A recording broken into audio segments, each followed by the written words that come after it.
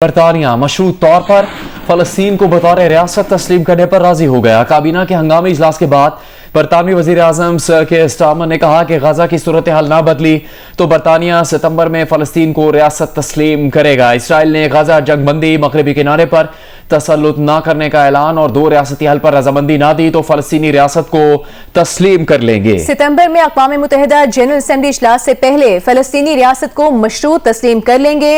इससे पहले फ्रांस भी फलस्तीन को बतौर रियासत तस्लीम करने का ऐलान कर चुका है।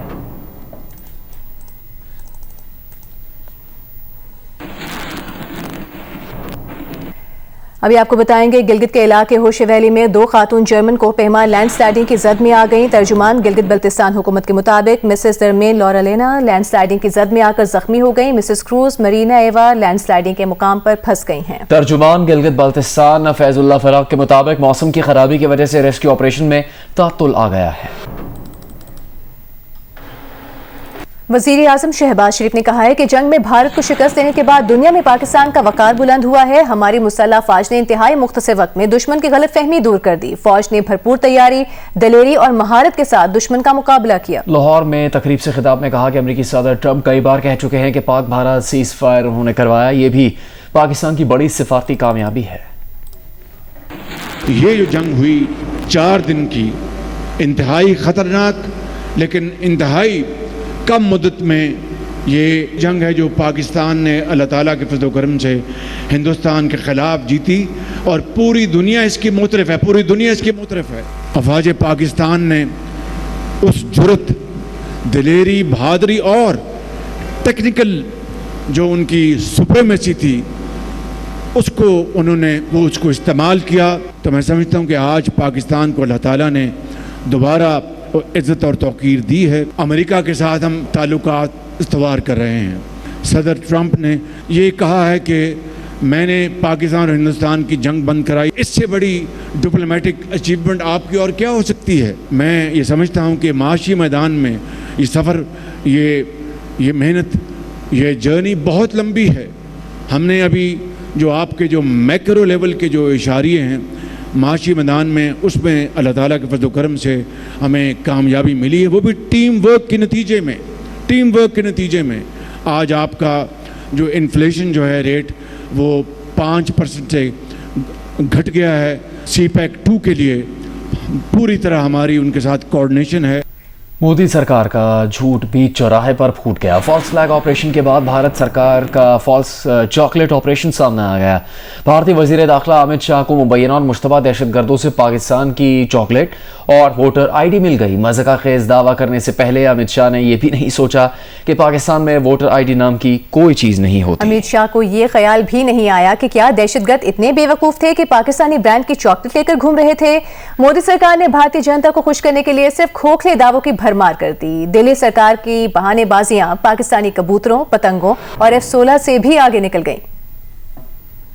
भारतीय अपोजिशन जमात कांग्रेस के रहनुमा राहुल गांधी ने कहा है कि वजीर आजम नरेंद्र मोदी ने वाज़ेह तौर पर अमेरिकी सदर डोनाल्ड ट्रंप की जंगबंदी के बयानात की तरदीद नहीं की। चीन ने लड़ाई में पाकिस्तान की मदद की, लेकिन भारतीय वजीर दिफा और वजीर आजम के मुंह से चीन का नाम नहीं निकला।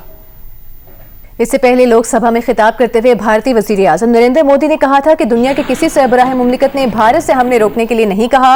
मोदी ने लोकसभा से खिताब में यह एतराफ़ किया कि हमले की रात अमरीकी नायब सदर JD वेंस ने उन्हें कॉल की थी। कांग्रेस पर तनकीद करते हुए मोदी ने कहा कि कांग्रेस हमेशा पाकिस्तान के गुण गाती है। कांग्रेस ने अभिनंदन के गिरफ्तार होने की भी खुशी मनाई थी।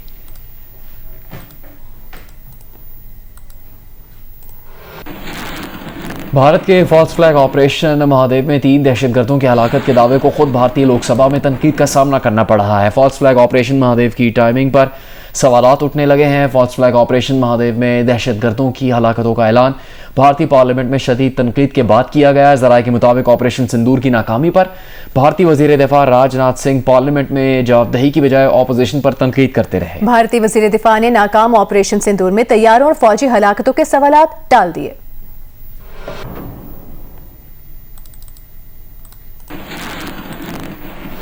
और भारत की इस्लाम दुश्मनी खुलकर सामने आ गई। मगरबी ममालिक में 9 मुस्लिमों को हदफ बनाने और मुस्लिम मुखालिफ मवाद की तशहीर में भारत सबसे आगे। ICV ऑस्ट्रेलिया के हवाले से 2021 की स्टडी के मुताबिक 307 मिलियन मुस्लिम मुखालिफ ट्वीट्स में से 55.1% भारतीय अकाउंट से की गई। इस्लामाबाद से एजाज सैयद की रिपोर्ट देखिए। Social media platform reports network and Islamophobia monitoring ने भारत के इस्लाम मुखालिफ अज़ाइम का पर्दा चाक कर दिया।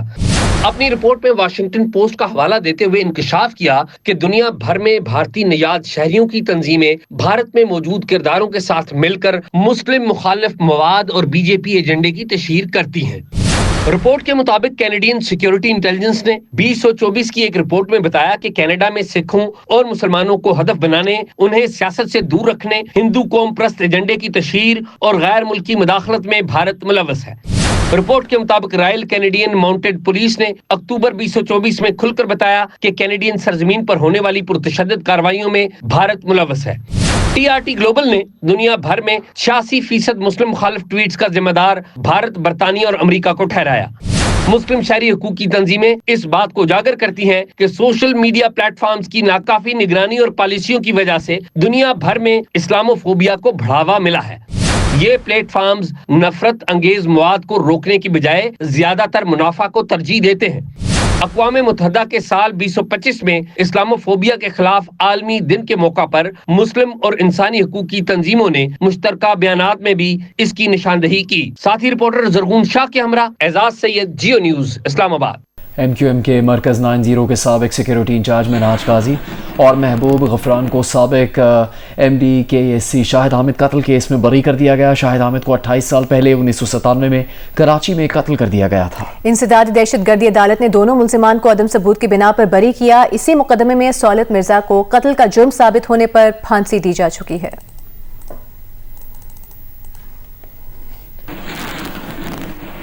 लाहौर में मुनक़िदा इंसानी हुकूक कमीशन कॉन्फ्रेंस ने तजवीज़ दी है कि जनूबी एशिया इंसानी हुकूक का एजेंडा दोबारा तरतीब देने के लिए दुनिया की क़यादत करे। कॉन्फ्रेंस में शुरका ने करार दिया कि मगरिब इस वक्त फ़लस्तीन में इंसानी हुकूक के बैनुल-अक़वामी कानून को बरकरार रखने और अफगानिस्तान में सिन्फ़ी इम्तियाज़ को रोकने में नाकाम है। इंसानी हुकूक कमीशन बराए पाकिस्तान और जनूबी एशिया के तहत हुई कॉन्फ्रेंस में पाकिस्तान, अफगानिस्तान, बांग्लादेश, नेपाल, भारत, श्रीलंका और मालदीव से इंसानी हुकूक के कारकुन, लेखारी, आर्टिस्ट और माहिरीन तालीम ने शिरकत की। ब्रिजेस नॉट बाउंड्रीज के उन्वान से हुई कॉन्फ्रेंस में जमहूरियत और इंसानी हुकूक पर गुफ्तगू की गई। मुकर्ररीन ने कहा कि अफगानिस्तान में खवातीन को सिन्फ़ी इम्तियाज़ का सामना है, जबकि पाकिस्तान, भारत और बांग्लादेश में मीडिया पर जबर और डिजिटल मीडिया पर क्रैकडाउन का सामना है। कॉन्फ्रेंस में इंसानी हुकूक कमीशन बराए जनूबी एशिया की रोशनी गोस्वामी ने गजा में इंसानी सूरत हाल पर मुश्तरका मेमोरेंडम की तजवीज़ दी। ह्यूमन राइट्स कमीशन पाकिस्तान के चेयरमैन असद इकबाल भट्ट ने कहा कि सरहद पार यकजहती ही आगे बढ़ने का वाहिद रास्ता है।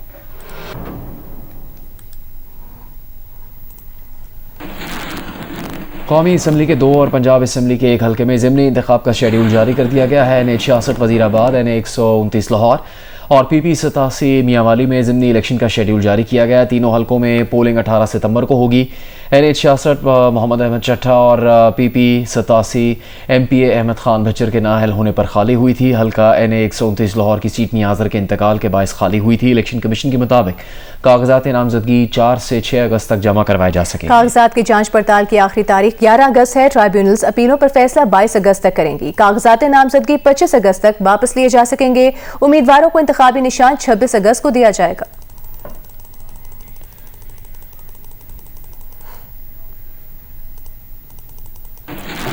मुशीरे इत्तलात खैबर पख्तूनख्वा बैरिस्टर सैफ ने कहा है कि खैबर पख्तूनख्वा में 5 अगस्त के एहतजाज के सारे इंतजाम की निगरानी वज़ीर आला अली अमीन गंडापुर खुद कर रहे हैं। हुकूमत ने 26 नवंबर जैसे हथकंडे दोबारा आजमाए तो सख्त जवाब देंगे।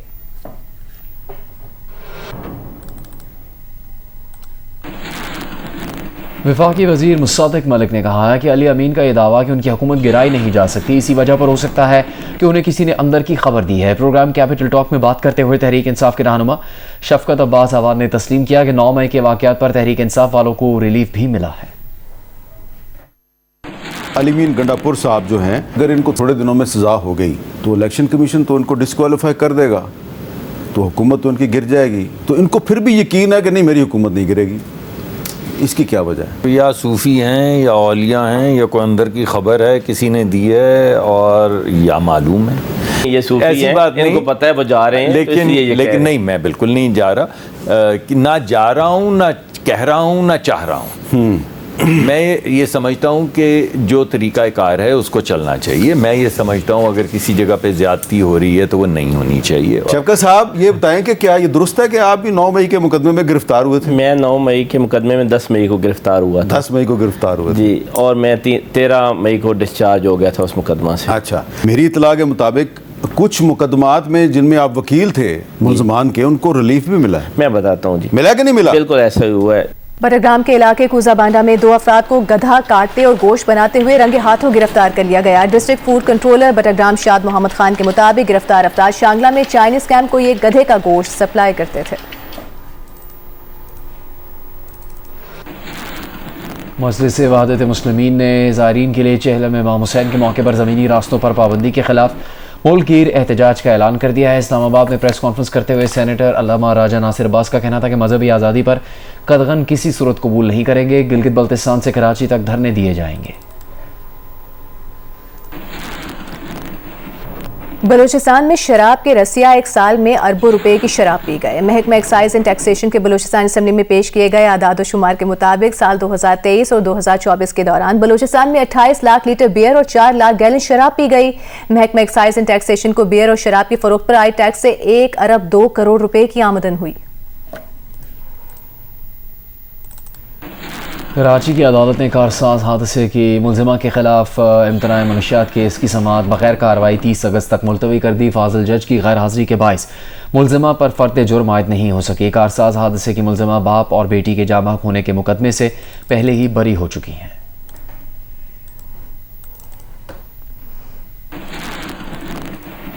शलवार कमीज पहनने पर होटल से निकाले जाने वाले शख्स ने कंज्यूमर प्रोटेक्शन कोर्ट जनूबी में होटल के खिलाफ मुकदमा कर दिया। कहा शलवार कमीज कौमी लिबास है और कौमी लिबास पहनने पर पाबंदी अफसोसनाक है। होटल इंतजामिया ने कहा कि यह दरख्वास्त कंज्यूमर कोर्ट के दायरे इख्तियार में नहीं आती। कोर्ट ने मजीद समाअत 11 अगस्त तक मुलतवी कर दी।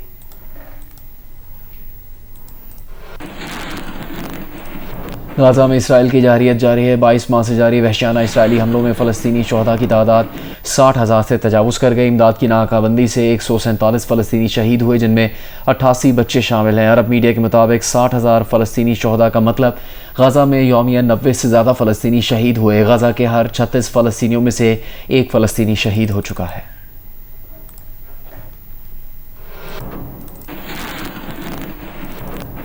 लाहौर के इलाके दारोगावाला में एक शख्स ने घर वालों से पैसे ऐंठने के लिए गले पर किसी चीज से कट लगाया और दावा कर दिया कि उसकी गर्दन पर पतंग की डोर फिर गई है। पुलिस ने पतंग की डोर गले पर फिरने का ड्रामा बेनकाब कर दिया। कहा 47 साल उमैर जमील नशे का आदी है, पैसों के लिए बहन और बहनोई को धमकियां देता था।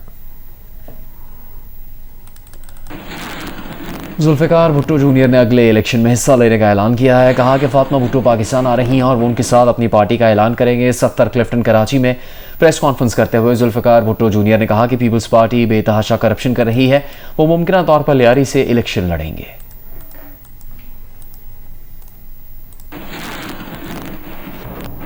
तरबेला गाजी होने वाले बैल दौड़ मुकाबले में खतरा और जिनावाला जैसे मशहूर बैलों ने हिस्सा लिया। सवाबी के बैलों की जोड़ी ने मैदान मार लिया। तरबेला गाजी से मोहम्मद कामरान की रिपोर्ट देखिए। तरबेला गाजी के इलाका गाड़ा गांव में हुआ बैल दौड़ मुकाबला। बैल दौड़ में 2 बैलों को एक साथ मैदान में उतारा जाता है। बैलों को इनके नाम की खूबसूरत चादर पहना कर लाया जाता है। करा पर बैठा नौजवान बैलों को दौड़ाता है। चौधरी सुहेल, सजावल, चौधरी मीर बलाज के बैल, खतरा, चौधरी फैसल और मुजम्मिल के बैलों, जिद्दी मलंग और जिनावाला भी मुकाबले में शरीक थे। सबसे कम वक्त में सुर्ख झंडी वाले शख्स को क्रॉस कर लेने वाले बैलों की जोड़ी पहली पोजीशन हासिल करती है। पहली से 8वीं और 10वीं पोजीशन तक के इनामात तकसीम किए जाते हैं और बाज़ मुकाबलों में पहली 5 पोजीशन हासिल करने वाले इनामात के हकदार ठहरते हैं। तरबेला गाजी में होने वाले मुकाबले में स्वाबी के बैलों की जोड़ी ने मैदान मार लिया। मोहम्मद कामरान, जियो न्यूज़, तरबेला गाजी।